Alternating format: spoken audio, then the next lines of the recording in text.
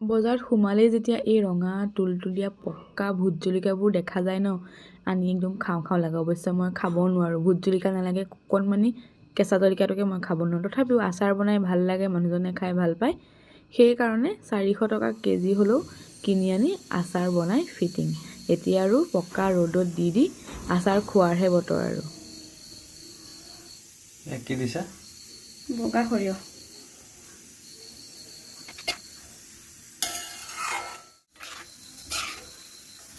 Wow, আমাৰ পাকঘৰ মনত পৰি গৈছে। কিয় নলাব আচাৰ আগতে? নেমু এটা লৈ আছোন দাদা।